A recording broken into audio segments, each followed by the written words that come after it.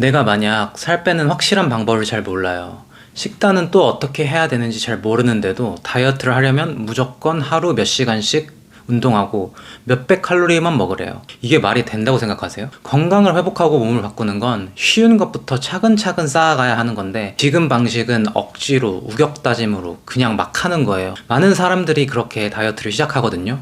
그래서 어떻게 되냐면요, 처음엔 막 참고 견디다가 결국 어느 날 폭식하고 난 왜 이거밖에 안 돼? 하면서 자책하게 되죠. 분명히 나는 열심히 하고 있는데 체중계 숫자는 안 줄고 몸도 예전이랑 별로 달라진 게 없는 것 같고 옆에 있는 사람은 날 보면서 그렇게까지 하면서 왜 몸이 그대로야? 라는 눈빛을 보내요. 저는 그런 시선을 받으면서 충격을 받은 적도 있어요. 그러면서 스스로 나는 왜 이렇게 다이어트를 해도 늘 실패할까? 왜 난 맨날 똑같은 방법만 반복할까?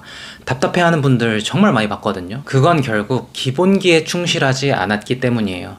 식단을 확 줄이고 운동만 덜컥 늘리는 게 아니라 내 몸이 왜 살을 저장하는지를 이해하고 무너진 대사를 회복하는 것부터 시작해야 하거든요. 작은 변화 하나, 예를 들어 식사 순서 하나만 바꿔도 충분히 건강하게 요요 없이 지속 가능한 다이어트를 할 수 있는 거예요. 그래서 기초 단계에서 제가 계속 반복적으로 말씀드리고 싶은 건 이거예요. 무조건 적게 먹고 많이 움직이는 걸로 버티는 게 아니라 내 몸이 살을 빼는 방식 자체를 바꿔야 해요. 그게 진짜 기초부터 다시 다지는 다이어트예요. 제가 정말 많은 다이어트 경험담을 보고 실제로 해본 결과 다이어트는 그냥 딱 한 가지예요. 식욕 조절. 근데 여러분들이 지금까지 해왔던 것처럼 그냥 굶고 적게 먹고 운동하는 방식으로는 근본적으로 이 식욕 조절을 개선시킬 수가 없어요. 그래서 단기간 감량하더라도 통계적으로 95%가 다 요요가 오는 겁니다. 근본적으로 몸을, 더 구체적으로는 대사 환경을 바꿔야 살을 쭉쭉 뺄 수 있어요. 이제부터 진짜 중요한 이야기입니다. 다이어트는 의지 싸움이 아닙니다.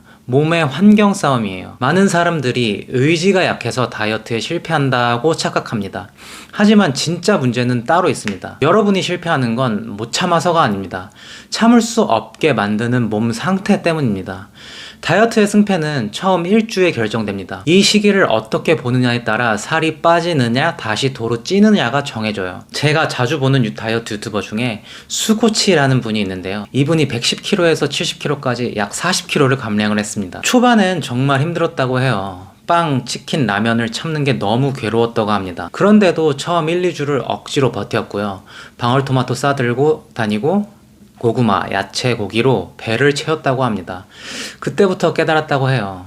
먹고 싶은 걸 억지로 참는 게 아니라 안 당기게 하는 몸이 되어야 한다는 것을. 정확히 2주 후부터 놀랍게도 먹고 싶은 생각이 점점 사라졌다고 하고요. 3주차부터는 운동도 잘 되고 체중도 줄고 옷도 헐렁해졌다고 합니다. 그때부터는 다이어트가 할 만한 것이 되었고 결국 7개월 동안 40kg 감량에 성공했으며 지금까지 8년 동안 요요 없이 유지하고 있다고 해요. 저도 완전 똑같이 경험했습니다. 저는 일주일 만에 식욕이 잡힌 거를 완전히 몸으로 체감했어요. 저는 좀 더 극단적으로 스위치온 다이어트 방식을 활용했습니다.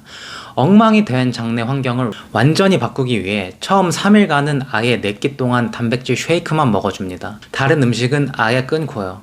4일에서 7일까지는 하루 한 끼만 밥 2분의 1 공기와 단백질이 풍부한 식사를 하고 나머지는 단백질 쉐이크 식단을 유지합니다. 저 같은 경우에는 일주일 내내 탄수화물은 아예 끊었어요. 철저하게만 관리하면 놀랍게도 생각하는 것보다 빠르게 식욕이 잡힙니다. 박용우 박사님 말에 의하면 이 일주일이 장내 환경을 바꾸는 과정이라고 해요.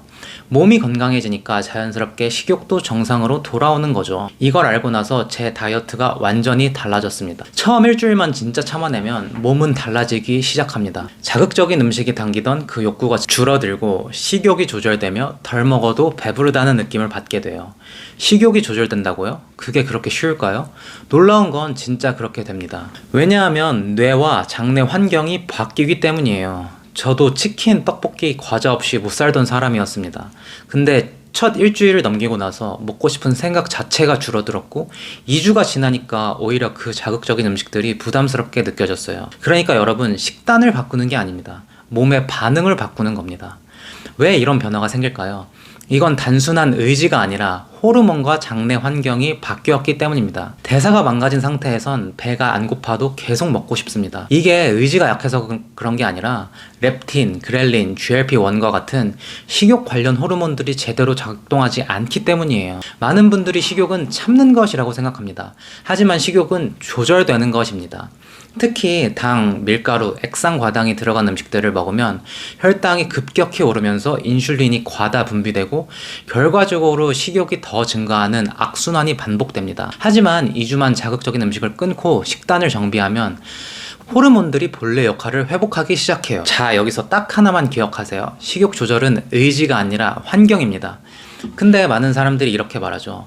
너니까 그렇게 참았지, 난 못해. 그건 의지력이 있는 사람이 가능한 거야. 그건 타고난 거야. 이런 말들을 너무 많이 들어봤습니다. 혹시 여러분도 그렇게 생각하고 계신가요?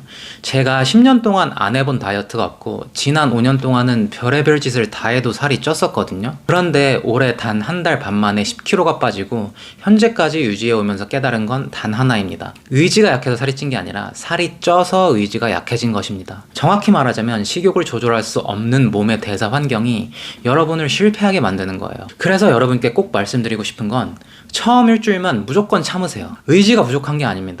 자극이 과한 겁니다. 이 시기를 넘기면 참는 게 쉬워지는 시점이 반드시 옵니다. 이건 뇌가 변하고 장내 환경이 개선되고 호르몬이 재기능을 하기 시작한다는 뜻입니다. 자, 여기가 갈림길입니다. 지금 듣고 일주일만 실천하면 평생 요요 없는 몸을 만들 수 있습니다. 아니면 또다시 같은 실수를 반복하게 됩니다. 딱 일주일입니다. 탄수화물 딱 끊고 두부, 그릭 요거트와 같은 깨끗한 단백질로 몸의 환경을 바꿔보세요. 이걸 몰라서 수년을 돌아간 사람도 있습니다. 여러분은 돌아가지 마세요. 최소한 3주부터는 정말 달라집니다. 지금까지 여러분이 실패했던 다이어트와는 전혀 다른 경험을 하게 될 겁니다. 자, 그러면 여러분이 본격적인 식단을 시작하기에 앞서 꼭 필요한 것이 있습니다. 그것은 몸에 좋은 지방인데요. 식전 공복에 몸에 좋은 지방을 먹어주면 놀랍게도 포만감이 생겨서 식욕 조절에 큰 도움이 됩니다. 여러분이 식단 개선하는데 아주 좋은 무기가 될 거예요. 또한 몸의 대사 환경을 빠르게 변화시켜서 지방 대사 스위치를 켜는데 지방 섭취는 필수입니다. 그럼 어떤 지방을 먹느냐?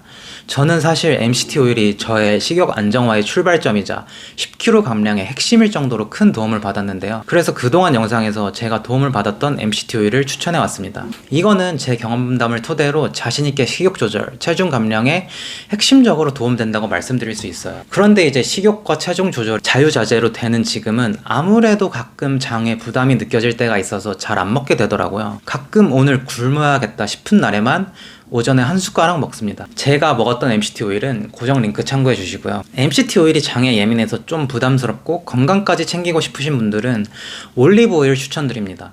확실히 올리브 오일은 건강용으로 생식으로도 많이 섭취하는 식품이다 보니까 부담 없이 먹게 되더라고요. 올리브 오일을 고를 때 기준은 제가 딱 명확하게 알려드릴게요. 5가지만 보시면 됩니다. 가장 중요한 것은 우선 산도입니다. 조리용이 아닌 식용 올리브 오일은 산도가 0.1%대가 가장 좋습니다. 두 번째로는 원심 분리기로 냉추출 방식인지 보셔야 되고요. 다음으로는 고품종 올리브일수록 매콤한 향이 난다고 하는데 이 부분은 폴리페놀 함량도 같이 보시면 좋습니다. 네 번째로는 직사광선의 영향을 최소화할 수 있는 갈색병, 어두운 병에 담긴 제품이어야 하고요. 마지막으로는 공기 접촉을 최소화하기 위해 500ml 이하의 용량이어야 합니다. 뚜껑을 개봉할 때마다 공기와 접촉하게 되는데 그러면 산도가 증가하기 때문이에요. 올리브 오일은 꼭 오전에 일어나서 공복에 먹어줘야 하고요. 소주잔 한 잔 정도를 마셔주면 됩니다. 먹고 바로 식사하는 게 아니라 최소 30분 텀을 주고 식사를 해야 합니다. 뇌에서 포만감을 인식하기까지의 시간이 필요해서요. 만약 올리브 오일이 식욕 개선에 큰 효과가 없으신 분들은 MCT 오일 시도해 보시면 좋을 것 같아요. 제가 매주 식욕 개선, 나이살 빼는 법 관련해서 영상 올리고 있으니까요. 구독, 좋아요 눌러주셔서 다이어트 하시는데 큰 도움 되었으면 좋겠습니다. 오늘도 영상 시청해 주셔서 감사합니다.